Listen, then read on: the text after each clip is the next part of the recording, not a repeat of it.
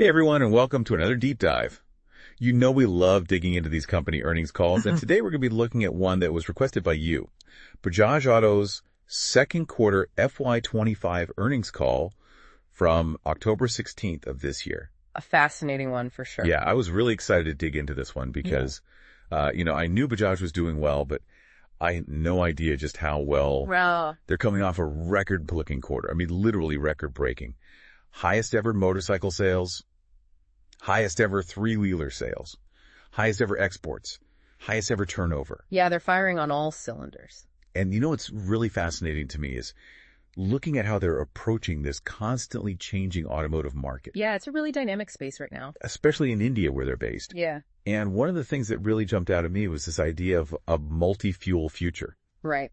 Instead of just saying like, okay, we're going all in on electric. Yeah. They're looking at CNG, LPG, ethanol, even something called CBG, compressed biogas. Which honestly I had never even heard of before. Yeah, me neither. But, it seems like they're not picking a winner. They're just saying, hey, we're going to be ready for whatever the market demands. Yeah, like hedging their bets. Exactly. Yeah. And they seem particularly bullish on CNG, at least for now, especially for their three-wheelers. They were talking about the infrastructure that's already in place, the cost-effectiveness of CNG, and, the perception among drivers that it's very reliable. Right, less downtime. Yeah, which is a big deal for people who rely on these vehicles for their livelihood. Oh. And that actually brings me to another point that I found really interesting. Okay. They actually delayed their entry into the electric auto rickshaw market, which I thought was kind of surprising. Yeah.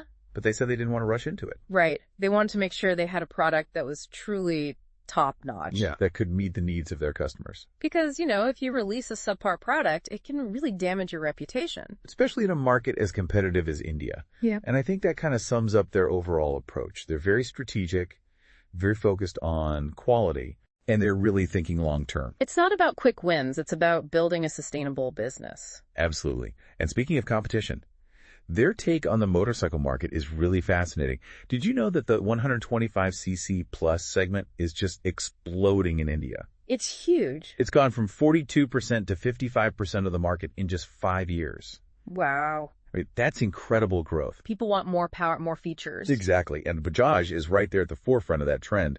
They've got a 25% share in the 125cc segment, which puts them just behind the leader. Yeah, they're neck and neck. But on the flip side, they talked about how the 100cc segment has become what they called a red ocean. Ooh, yeah. Too many sharks in the water. Exactly. Everyone's fighting over scraps. The competition is intense. Yeah. There are deep discounts. It's really eroding profit margins. It's a race to the bottom. Yeah. And it makes you wonder how long that can really last. Is it sustainable? Right. Bajaj seems to have recognized this early on, and they've shifted their focus to those higher margin segments. Where they can command a premium. It's exactly where they can really showcase their quality and innovation. It's like they said, we're not going to play in that game anymore. We're going to create our own game. Yeah, and they're playing it very well. But what really gets me excited is their electric vehicle ambitions. Okay, let's talk about that. They've already snagged a 35% market share in the electric three-wheeler segment. Which is impressive considering they haven't even gone nationwide yet. I know, right? They're just a whisker away from the top spot. And they're aiming to be the leader in both electric auto rickshaws and electric two-wheelers. That's a bold goal. It is. But, given their track record, I wouldn't bet against them. Yeah, they've got a knack for making things happen. And speaking of making things happen, they dropped a little bombshell in the earnings call. They're actually selling more of their Dominar motorcycles in Mexico than in India. No way. I know, it's crazy, right? Mexico. Huh, who knew? It just goes to show you they're not just content with dominating the Indian market. They're thinking globally. They're expanding their reach. And they're doing it strategically. By understanding local markets. Exactly. But of course, even with the best laid plans, there are always risks. Right. No business is immune to challenges. And the transcript did highlight some of the headwinds they're facing, particularly in the African market. Macroeconomic factors. Currency volatility. It's a tough environment. It is. And they're also keeping a close eye on rising commodity prices. Which is a concern for any manufacturing company. Especially one that's committed to offering competitive pricing. Right. You have to balance those rising costs with the need to keep your products affordable. Exactly. And then just when you thought it couldn't get any more complex, they dropped another bombshell. It turns out that Peer Mobility AG, PMAG for short, a company that Bajaj has a significant stake in, has been struggling financially. Oh, wow. I didn't realize that. Yeah, and this is actually impacting Bajaj's consolidated results. So how are they connected? Well, PMH is an Austrian motorcycle manufacturer, and they're a key partner for Bajaj in the premium motorcycle segment. Okay, so they're not just a random investment. No, they're a strategic partner. They collaborate on brands like KTM and Husqvarna. Oh, I see. So PMA's financial troubles are definitely something to keep an eye on. Yeah, it's something to consider when evaluating Bajaj's overall performance. It will definitely dig into that a little bit more later on in this deep dive. Sounds good. But for now, I think we've covered a lot of ground already and hopefully given you a good overview of Bajaj Auto's current state of affairs. Yeah, they're a company that's clearly on the move. They're innovating. They're expanding. Yeah. And they're not afraid to take risks. They're a company to watch, for sure. So stay tuned, because we're going to be diving even deeper into their product portfolio, their competitive landscape, and their plans for the future. It's going to be an exciting ride. Buckle up, everybody. All right, so we've talked about their overall strategy, their multi-fuel approach, their EV ambitions, but let's actually dig into their product portfolio a bit, because they've got a pretty diverse lineup. Oh, yeah, they've got something for everyone. Yeah, it seems like they've really strategically segmented their offerings to cater to different price points, different riding styles, and, of course, different fuel preferences. It's like they've got all their bases covered. Exactly. So let's start with their bread and butter, motorcycles. They seem to have a real strong hold in that 125cc plus segment. Especially with their Pulsar brand. Yeah, the Pulsar is like a household name in India, right? Pretty much. What do you think is the secret sauce behind their success with the Pulsar? Well, I think it's a combination of factors. First of all, they've really nailed the whole sporty, performance-oriented image. You know, it's the bike for riders who want a little bit more oomph without breaking the bank. Right. It's not a super expensive bike. No, but it still looks and feels like a premium product. And they've been really smart about how they've managed the brand. They're constantly innovating, expanding the lineup, offering a range of models that appeal to different types of riders. Yeah, they're not just resting on their laurels. Exactly. They're always looking for ways to improve, to stay ahead of the curve. And they're not afraid to take risks. Yeah, like that new sporty 125cc Pulsar they mentioned launching. Oh, yeah, that sounds interesting. Yeah, I'm curious to see how that one does. But, it's not all about sporty bikes. Right, they've got a good mix of practical and fun. Yeah, that Freedom 125 with its dual fuel capability, I think that's a really smart move. Oh, absolutely. Especially with the rising cost of fuel these days. Growing concerns about pollution. Yeah, people are looking for more economical and eco-friendly options. And that Freedom 125 gives them that choice. You can run it on gasoline or CNG. It's like having your cake and eating it too. Exactly. And it ties in perfectly with their whole multi-fuel strategy. Yeah, they're really putting their money where their mouth is. Okay, so we've talked about motorcycles. Let's shift gears and talk about their three-wheeler business. Right. They've been a dominant force in that segment for years. Oh, yeah. They're the kings of the auto rickshaw. And now they're replicating that success in the electric three-wheeler space. Which is really impressive. Yeah, I mean, they're just a hair's breadth away from the top spot. What do you think is the secret to their dominance in this market?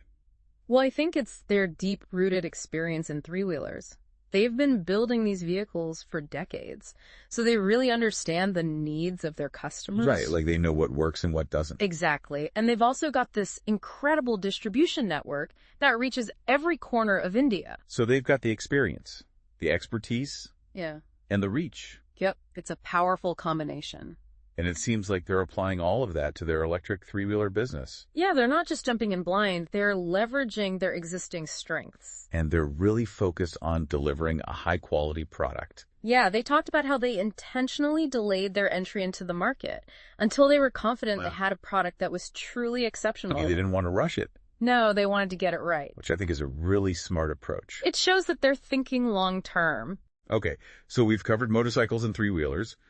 Let's talk about their foray into the premium motorcycle segment with their partnerships with KTM and the Triumph brand. Okay, so we're moving up market. Exactly. Yeah. This is a whole different ballgame. Yeah, you're going up against some serious competition. Some of the biggest names in the industry. But Bajaj doesn't seem fazed. No, they seem to be embracing the challenge. They're doing it strategically. Their collaboration with KTM has been a huge success. Oh yeah, those KTM bikes are everywhere in India now. They've really captured the hearts and minds of young, aspirational riders. Those are the riders who grew up watching MotoGP, dreaming of owning a bike that could tear up the track. Exactly. And Bajaj is giving them that opportunity. At a price they can afford. Right. It's like they're democratizing performance motorcycling. I like that. And then there's Triumph. Ah, a classic British brand. With a rich heritage and a loyal following worldwide. Yeah, those bikes are beautiful. Bajaj is aiming to replicate that success in India. Which is a bold move. It is. But I think they have a good chance of pulling it off. Yeah, they're not just slapping a Triumph badge on a bike and calling it a day. No, they're creating a whole experience around the brand. They're building dedicated Triumph stores. They're offering a range of models to appeal to different types of riders. Like that upgraded Speed 400 and the more affordable Speed T4. Yeah, they're covering their bases. It's all about creating that aspirational lifestyle. That sense of belonging to something special. Exactly. All right, so we've covered a lot of ground here. Motorcycles, three-wheelers, premium bikes. It's clear that Bajaj has a very comprehensive product portfolio. Yeah, they're not a one-trick pony. And they're constantly evolving, adapting to the changing needs of the market. They're a company that's always on the move. But we're not done yet. In the next part of our deep dive, we're going to take a closer look at their global aspirations, their sustainability efforts, and the potential risks and challenges they face in this ever-evolving automotive landscape. Sounds good. I'm ready for the next lap. Let's do it. All right, so we've talked about their products, their dominance in India.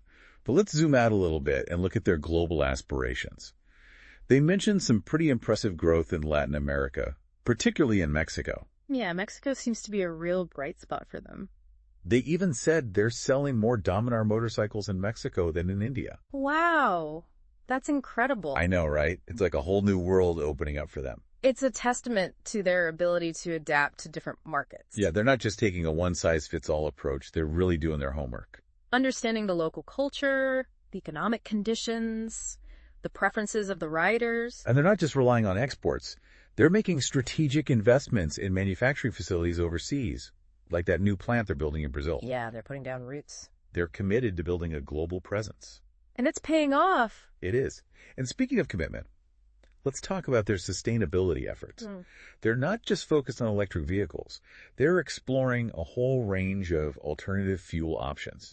Yeah, their multi-fuel strategy is really interesting. It shows that they're serious about reducing their environmental impact. They're not just paying lip service to sustainability. No, they're taking concrete steps, investing in research and development, partnering with key stakeholders, promoting the adoption of alternative fuels. They're walking the walk. Exactly. But of course, even with all of their successes and their ambitious plans, there are still challenges ahead. Right, no business is without its risks. They mentioned some headwinds in the African market. Yeah, that's a tough market for any company. Economic volatility, currency fluctuations. There's a lot to navigate. And then there's the issue of rising commodity prices. That's a concern for any manufacturing company. Especially one that's committed to offering competitive pricing. Right. It's a delicate balancing act. And of course, we can't forget about the financial woes of their partner, PMA. Yeah, that's definitely a wild card. It's a reminder that even the best laid plans can be disrupted by external factors. But I think Bajaj has a proven track record of overcoming obstacles. I agree. They're a resilient company. They're adaptable. And they're always looking for ways to improve. They're not afraid to take risks. And that's what makes them so exciting to watch. Definitely. Well, I think we've covered a lot of ground today. Yeah, we've gone from their business model to their industry outlook to their future outlook. And even touched on some of the risks they're facing. It's been a comprehensive deep dive. It has. And I hope our listeners found it informative and insightful. A big thank you to our listener who requested this deep dive. We hope we answered your questions. And gave you a better understanding of this fascinating company. And to everyone else listening, thank you for joining us on this journey. Until next time, keep exploring, keep learning, and keep those engines revving.